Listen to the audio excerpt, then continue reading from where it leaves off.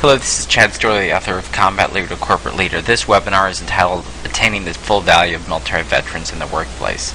Chad Storley is the author of Combat Leader to Corporate Leader, 20 Lessons to Advance Your Civilian Career, a book dedicated to helping veterans advance their careers and military to civilian career transition through the application of military skill sets to business.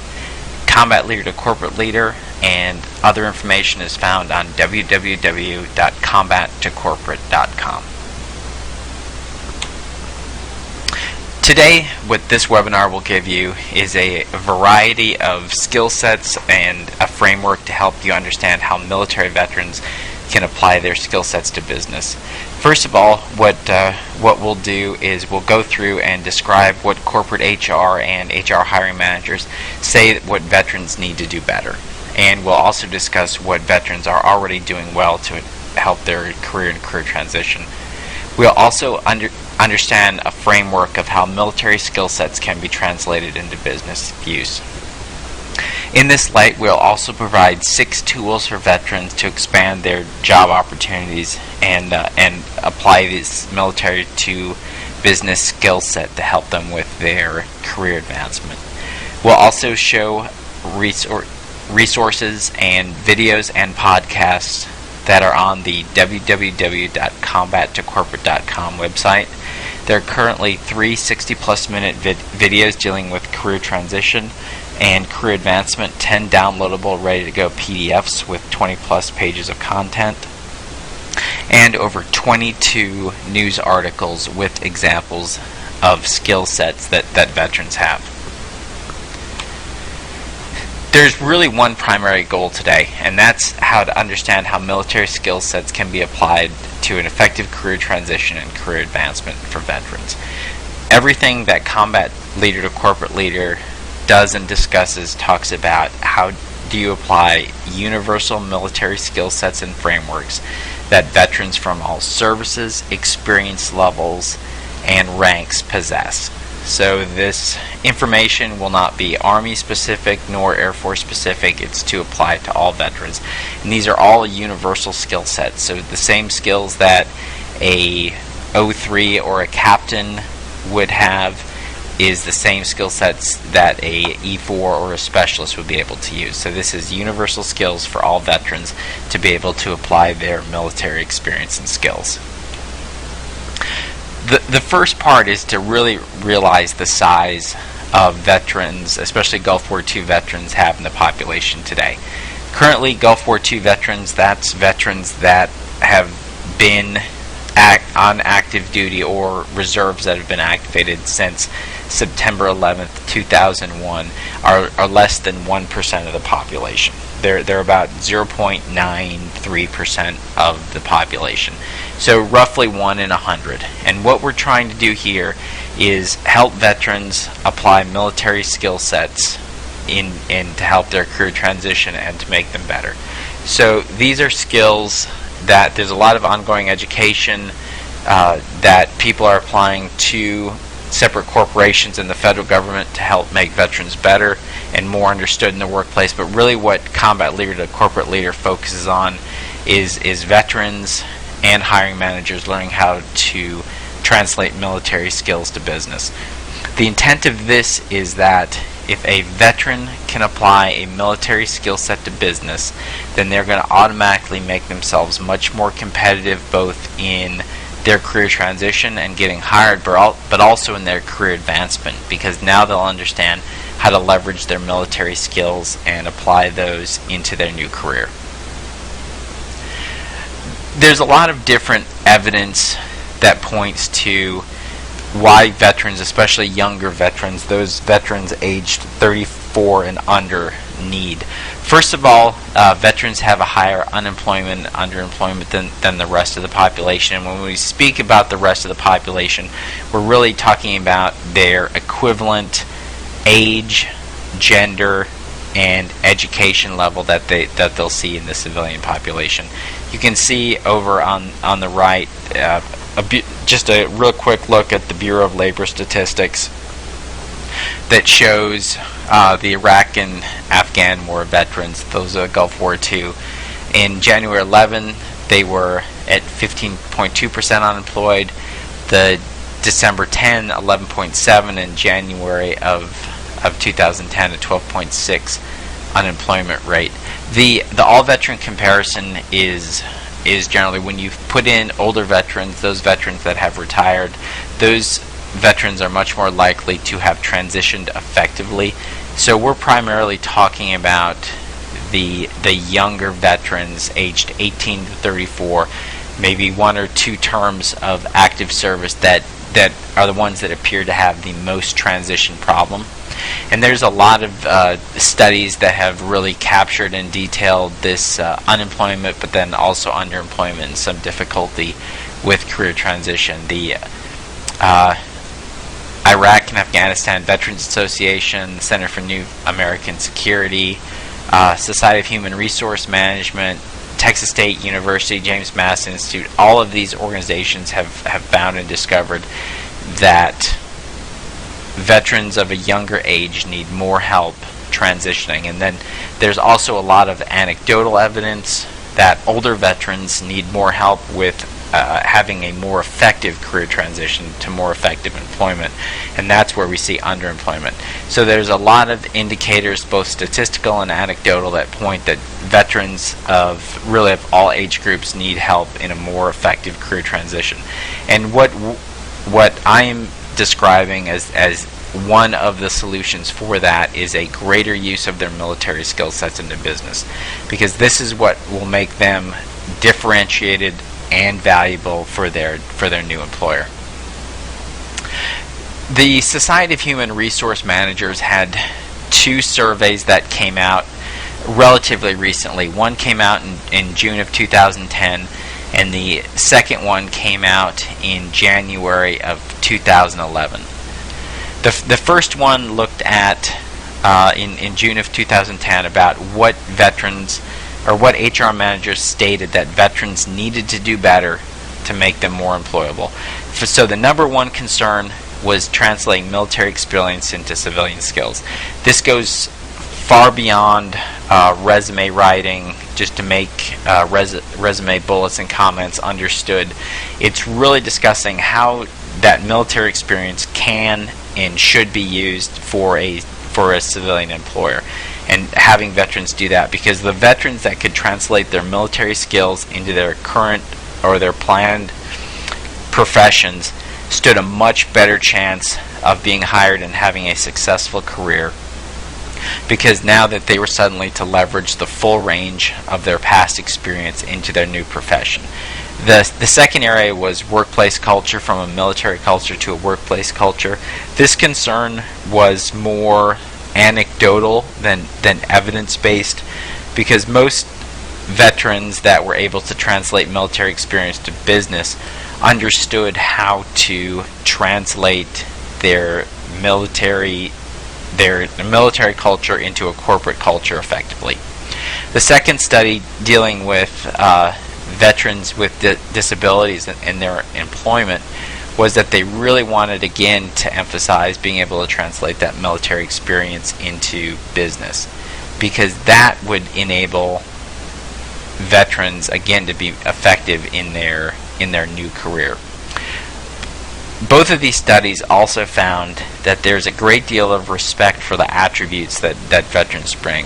Things like showing up to work on time, hard work, a team attitude, respect for safety measures. All of these attributes veterans had far above normal respect by HR hiring managers and HR professionals. So the real concern for HR from these SHRM studies is really about how do we effectively translate these military skills into business use.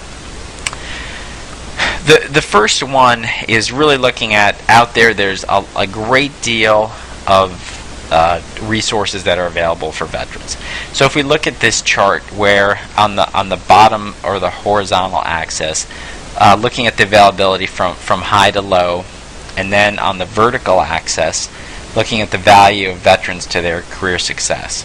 So there's a great deal of resources out there, from the ACAP, TAP, TurboTAP, about resume writing, cover letters, and job fairs. So there's a lot of people out there that are actively helping veterans write resume, write cover letters, and have job fairs. In my looking at veterans' resumes, really don't see major problems with them.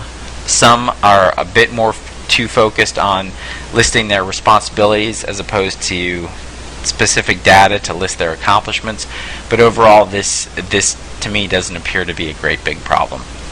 Then there's some really good programs but have really low availability. The San Diego Reboot program is a one-of-a-kind program based in San Diego, where it's a 3-week program that teaches veterans interview skills, how to dress, how to do professional interviewing. However, it's a relatively 10 to 15 person program over 3 weeks, so it's very resource intensive and relatively low impact. So really what's needed is helping veterans translating military skills to business, help them do networking, and then also help them do some career and job search planning. And that's really what Combat Leader to Corporate Leader does, both my book and my website and my military.com column. It's all really focused on military skills to business and job search planning, because the hope is when you make this more available, it's going to really help veterans in their career transition, their career success, because they're going to know and understand how their military skills are valued and can be translated to a corporate employer.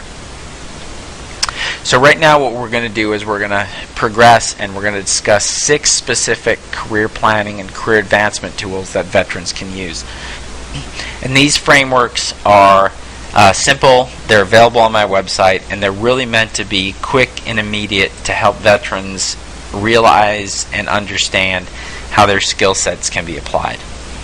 The first one is what I call the action framework. And what the action framework does is, when you look at this chart with the uniqueness of the military skills versus civilian counterparts, on the bottom axis, low to high, and then the skills of a value to a business, again from low to high. Now the point is a veteran or any employer wants to be in the high category, where they have very unique skills towards their civilian counterparts, and their skills are also very valued to their employer. So again, that goal area is to be in the high category. So what we look at with, first of all, is the first part of the action framework is the attributes. These are the positive employment characteristics: on time, work ethic, and trustworthy. These tend to be the most emphasized of employment skills or attributes for veterans, but not things that are going to greatly differentiate them from other people. So the attributes are really important for veterans to emphasize, and particularly if a veteran has a story, this is a great place where they can detail a time that they were in Iraq or Afghanistan, and how the value of being on time or having that work ethic or promoting teamwork within their group. It's a great way to really emphasize these attributes under high conditions of stress and demand. The next part in the action framework is the C, or the concrete skills. This is where skill sets, certifications, language training, maintenance courses, any of the other skills can be emphasized. The concrete skills are good too, because it shows them that they're starting now to translate their military skills and frameworks into what the company needs. The final part in getting up to the goal area is when they translate the military skills to business. This is the planning, the coaching, team leadership, competitive analysis, risk mitigation, and improvement processes, such as the military's after-action review. These are really skill sets that are very rare in the corporate world, that military veterans know and understand very well, that corporations really don't have any avenue to source from to get a lot of these skills. So someone who comes in and understands, this is what we used to do with a military intelligence report, and this is how it can apply to your business, suddenly this is an incredibly valuable skill, because that veteran is translating something that they did into in the military, and now bringing it back showing how it can work for an employer. The Action Framework 2 is an excellent exercise if you're creating resume bullets and cover letters, because as you go through and highlight these attributes, the concrete skills, and translating the military skills to business, these lead into great comments for a resume, because they can be discussed, they can be described, and the vast majority can use it to talk about the accomplishments for a resume bullet. So the Action Framework is a great way to really quickly bring out attributes, concrete skill sets, and translating military skills to business for veterans. It's equally of value in an interview because it really shows how a veteran is applying the complete depth and scope of their background into the business and what the business needs. And the Action Framework can be found on in detail in a column of mine that I did for military.com. Again, it's a very simple, concise, and useful tool to really show veterans and help talk through with employers how these skill sets can be applied to help them in their business. The second tool is PACE, and in the military, PACE stands for Primary, Alternate, Contingency, and Emergency. And what PACE does is, PACE is something that was used in the military, especially in the special operations community, as a way to plan and prepare alternate methods to get critical tasks done. So things such as medical evacuation, how to exfiltrate once a mission is done, or how to plan for ammunition resupply. There are always at least 4 more methods that were planned to do this. That way, if there were changes in the plan, resources were gained or taken away, that there would always be at least 4 ways to get this critical task done. And for veterans, especially when they're doing their career transition, to have a PACE plan, to not just have 1 or 2 ideas about where to apply to get a job or to start a career, but to have multiple options, to have 4, 6, 8 ongoing opportunities that they're working on, especially with networking too, because networking is a place to not only for a veteran not to be lost in the application system of electronic records, but also then to show how they can apply. And networking is a way that they get a lot of this information that differentiates them. And when a veteran is applying for a job, they should not just have 1 or 2 contacts in HR. They should have contacts at a company that throughout the organization. And so PACE is a way and a tool to help them plan to make sure that they accomplish this. So PACE, when you're talking about career planning too, it comes into looking at the occupation. Are they going to be in logistics, sales, or operation, and industry? Electrical power generation, could be natural gas drilling. Companies, could be General Electric, could be United Technologies, could be Northrop Grumman. And then the geography: Baltimore, Maryland; Richmond, Virginia; Atlanta, Georgia.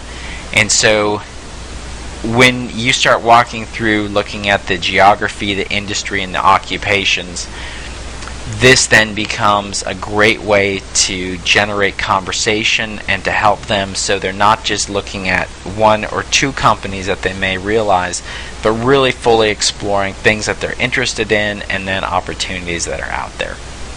And then once they have this geography, industry, and occupations identified for PACE, then they can go ahead and start building a network around it. And again, each company should have 4 to 8 contacts that they have, especially outside of HR, that they've talked to and discussed to get in there. Even if the company is not actively hiring, if a veteran is interested in working there, then they should go ahead and still establish that network, because when you have a network, then you talk to that one person and ask, hey, who are 2 to 3 other people that I could talk to? And those then will lead them to opportunities but then also give them much more information about what's going on in the industry and the occupation. So PACE both for creating options for their career transition, and then PACE for creating a personal network to find out information and to really differentiate themselves in the workplace. Another tool, especially for Guard and Reserve, that I use when they're coming back and re-entering the workforce is a series of R's when they're coming back in. And so the first part with these R's are just 6 little steps to do it. The first of all is run. Whenever you're coming back, and especially transitioning from active duty in the Guard and Reserve and back, there's a great deal of stress, and one of the best ways to deal with that stress is to continue to exercise and be able to work out that stress. And so making sure that they stay active as they can, and they're physically able. It could be a walk around the park, it could be a full range of weightlifting and running. Anything that they can do to exercise to help mitigate that stress and then give them a confident self. Plus, they want to do, when they go back too, is do reconnaissance, to go back and talk to people at their current profession, go back and meet people. Reconnaissance is also a great way, if someone is interested in a company, to go look at and see what do people wear, what time do people show up for work. If they have an informational interview, how do people act in meetings? All of these are great ways that they can go and study and learn about a company.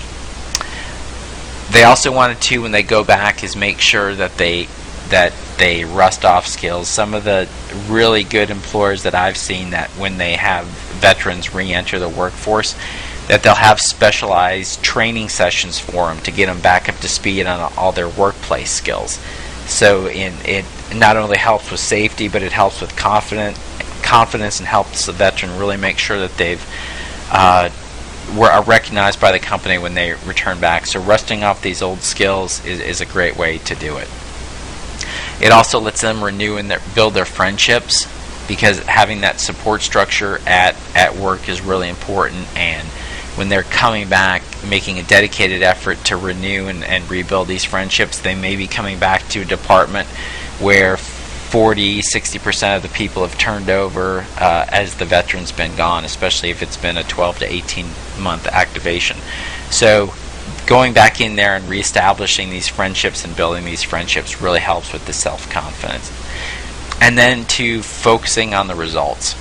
In the military, when we would accomplish missions and we would know what to do, it would be very finite and understood. However, when the veteran returns, understanding, hey, this is the workplace objectives. A great conversation starter too, especially when you're talking to your boss, is what are your results and what are you measured on for success? It's a great way for a veteran to feel incorporated and to come back. So this series of R's with run, reconnaissance, rust off skills, renewing and building friendships, and results are a great way to feel back in the workplace and in control.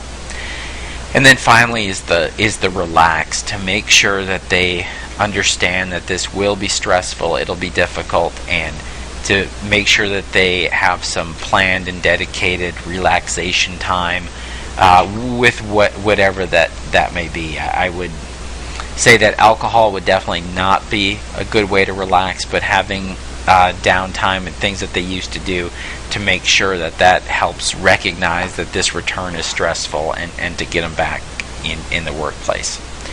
The fourth tool is another framework for both returning veterans and for people that are entering the workforce, is a quick checklist based on the P's to understand ways that veterans can continue to bring value in the workplace.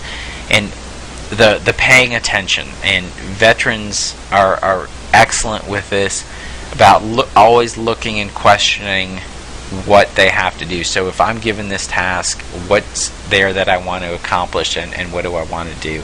So asking those questions, staying open, recognizing that the task has greater purpose beyond just what is being accomplished is a great way. So that P, pay attention with purpose.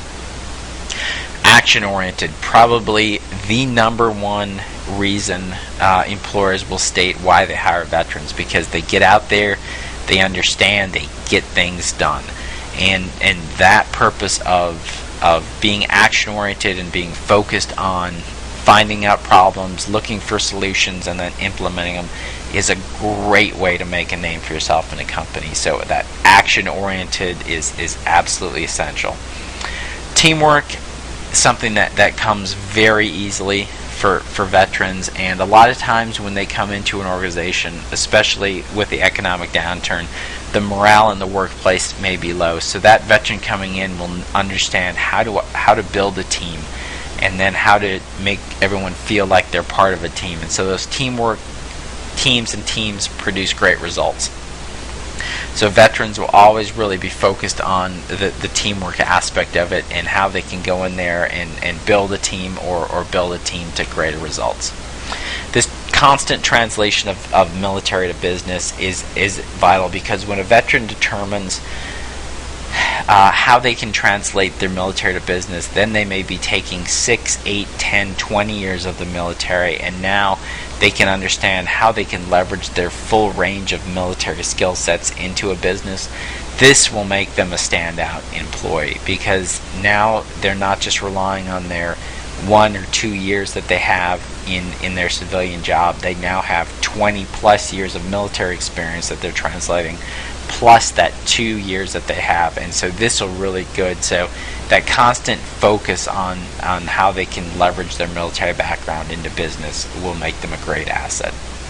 The owning the career development is always a learned skill for veterans, because in the military we had promotion boards, and our leaders would naturally prepare us for that, and then they would get us to schools that we would need for the next rank. And there was a constant institutionalized focus, where in the civilian world, career development is largely your own. And so veterans have to understand that no one is going to be looking out for them for their next promotion. That's their responsibility. So owning career development, having them come in and create career development plans that may not always be literal. A career development plan may be a horizontal move to get some more experience, or you may have to move down a position into another business team to get some necessary experience before you can move up. So career development in corporations in the civilian world is largely driven on your own, and it is not always vertical or stepwise, like going up a set of stairs. It may be horizontal, and it may be down at times in order to get up. So owning career development is critical. And then finally, this focus on networking. Networking is both for getting a job, but it is also very, very important for when you're in your company and trying to advance your career. So PATTON is another framework for paying attention with purpose, being action-oriented, using teamwork to produce results, always that translating military skills to business, owning your career development, and then networking. A really great quick tool for veterans.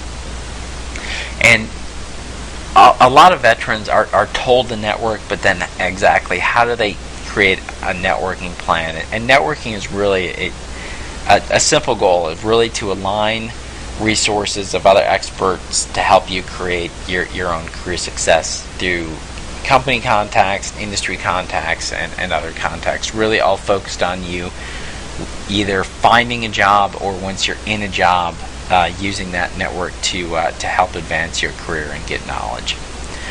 So the first part of networking is really to determine, hey, what do I want to do? Is it to get a job, or is it to achieve, to find out more? And then once you have that goal, you write a simple mission statement. And once you're doing that mission statement, you're really defining your value to the company and your career about what you want to do. Conducting research of networking contacts is relatively straightforward. And what you want to do is you want to target mid and upper level people who you want to contact, and to expect that you'll have some people who won't be interested, some people will be very interested. So to have a wide range of contacts when you're starting to network is absolutely vital.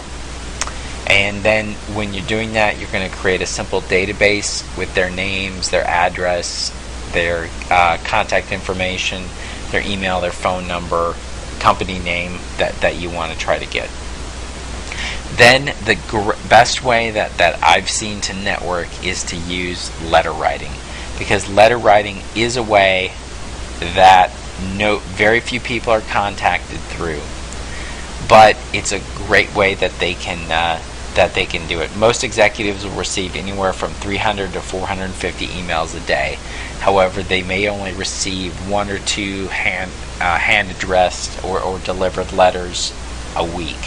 And so by writing a letter, it's a great way for you to introduce yourself, help yourself get recognized, and to start the networking process.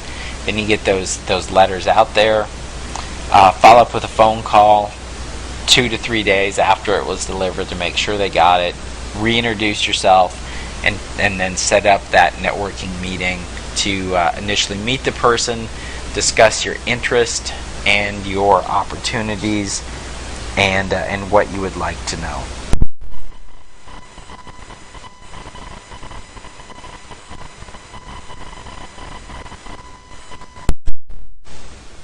The next part is, after the networking meeting, is always want to make sure that you ask for 2 to 3 other contacts that you can have in networking. So you meet that one person, you're introduced to 2 or 3 others, and then through those 2 or 3 others, they introduce you to 2 or 3 others.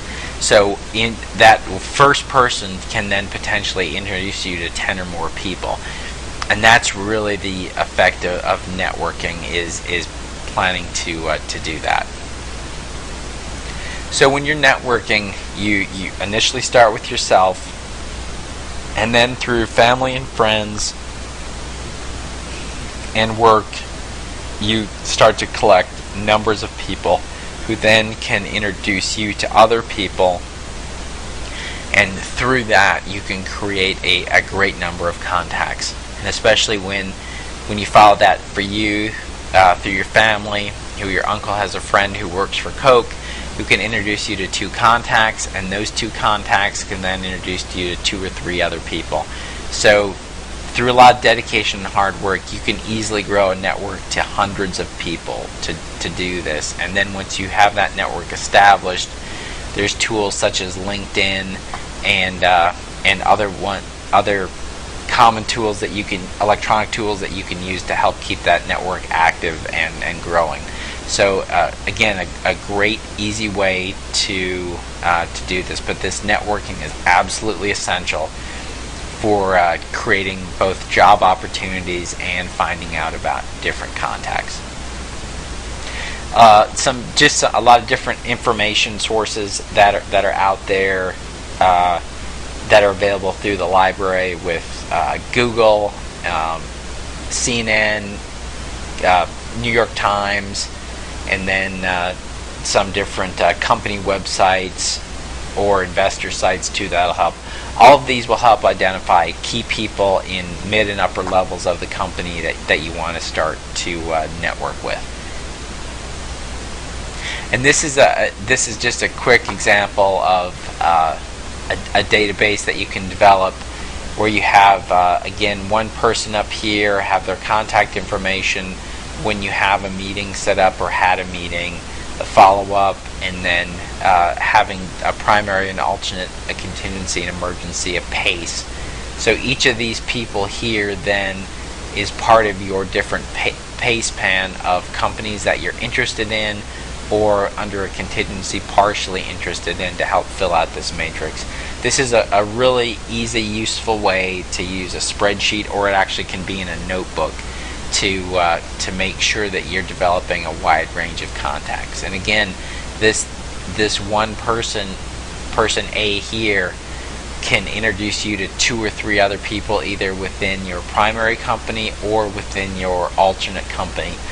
So again, just because company A, your primary, may not be hiring right now, they may know 3 or 4 contacts in company B that you would like to also work at or help advance your career that they can introduce you to.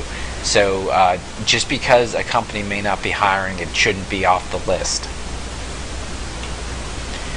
So networking is, again, a great way to do that. And again, it's you want to network in a way that people are infrequently contacted, but they still get the message, which is why I really like to promote letter writing and postcards, because it's a great way. It gets to the right people that you want, and it's a way, it's not just an email, it's a way that they all can get out there. And networking is the way to get multiple offers and better knowledge. And then through networking too, you can find mentors or people that will help take you under the wing for long-term career development.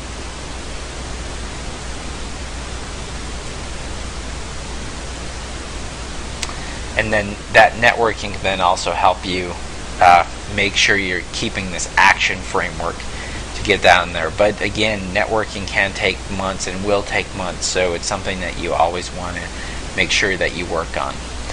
And then the final tool that I always like veterans to keep in mind is that you really want to embrace the value of your military service. And these are just some friends of mine who, when I was in the Army Special Forces, that really helped kind of promote a lot of these core, simple reasons about what I like to do, and with humility and using humor, helping people transition, and making sure you're the absolute best that you can be every day when you go to work. This is really important because I think a lot of veterans feel that, especially with high rates of unemployment, both among veterans and in the population, that their military service isn't valued, and that couldn't be further from the truth. So when they really look back and embrace a lot of the qualities and understandings of things that they used in the military, that really helps them embrace the value of their military experience and what they did. So the Combat Leader to Corporate Leader as an organization has been out for just about a year, and so we've had a number of books sold. The website continues to get up 40, 50 hits a day, if not more. We've got 4 videos on Vimeo that we're playing, and we've got 250 people at our webinars, and a number of company and yellow ribbon engagements. So this is really something that people are embracing as a way to help them both be more competitive for veterans being hired and for their career advancement, but really also for companies too, trying to see how can we use our veteran employees and really help them energize the rest of our employee base.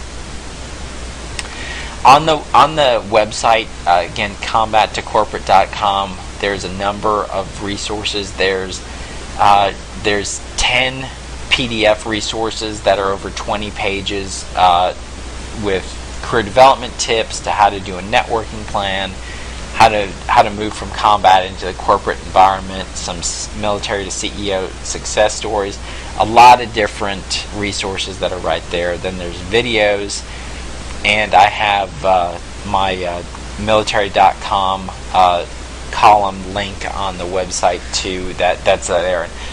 All the military.com articles are written to be understood and actionable that day about how they can use their military skill sets to help them. So again, these are all free, immediately available, and we have a number of podcasts that we're also posting and getting up there. We have 3 right now, and we're going to have more soon. So again, great resources ready to go right now to help you and veterans. There's also over 22 news articles that are out there, from Micro to Harvard Business Review, Civilian Job News, TheExaminer.com in Charlotte, that are all discussing how veterans can use their military skill sets to advance. And each of these interviews was done specifically with the reporter focused on how veterans can use their military skill sets to advance their careers. So again, and there's all links on these on the website too. So again, great resource to direct people to find out different ways that they can use military skill sets to advance their careers. And this is just a snapshot of the home page discussing the book and all the different news and resources and contacts. So easy way to direct people to get out there and have a quick, readily available resource. This is my contact information and my news link. So anytime you have a question or you need more resources, I have a semi-monthly newsletter that I send out to that has veterans and veteran skill sets that I promote that really helps people. It just sends them the information right away, makes it very easy for them to use or forward if they have another group that they want to get in contact with. And now I'll just go through really quickly some other skill sets and resources that are out there. My biography is relatively straightforward. I'm a retired Army Reserve officer with 20 plus years of experience, primarily in infantry and special operations units, and my corporate experience has been with General Electric and Comcast. I've taught marketing at Creighton University, and then I've also developed what is called combat analytics. It's a counterinsurgency assessment process that I taught to Army and Marine Corps units that were in Iraq and Afghanistan. The Combat Leader to Corporate Leader framework is based on the understand, plan, execution, and improve. And really what it does is it breaks down military skill sets into helping veterans understand the business environment and what they're doing, help them plan to put a business plan in place, execute that business plan, and then improve the business results. Very, very similar to what we do in the military, where we understand through the intelligence process, create a plan primarily based around the military planning military decision-making process and operations orders, execute that plan, and then improve. So everything that you'll find in the book and what I write is really based on commonly understood and universal military truths. The Combat Leader Corporate Leader book was endorsed by 15 CEOs with military experience. This is a brief list of them now, but everybody from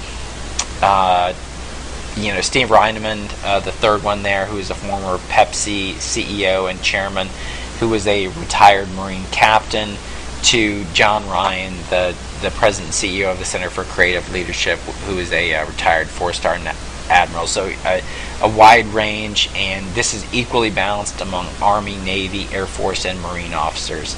So universal service, universal experiences, all of these support what veterans can do for employers and in the workplace. A lot of you oftentimes will be writing justifications for further funding, and so this is a list here of 6 primary studies, both from the Society of Human Resource Managers, RAND, James Madison Institute, on veterans and the skill sets that they need to get out there. So this really is for you just a helpful tool to have some large definitive works on justifying your need for further funding. And that is all I have today, but thank you very much for your attention, and more information is again available on the website www.combattocorporate.com. That again is combattocorporate.com, and where you'll find information on the book, the Combat Leader to Corporate Leader organization, and how veterans can continue to apply military skills to business to advance their career. Thank you.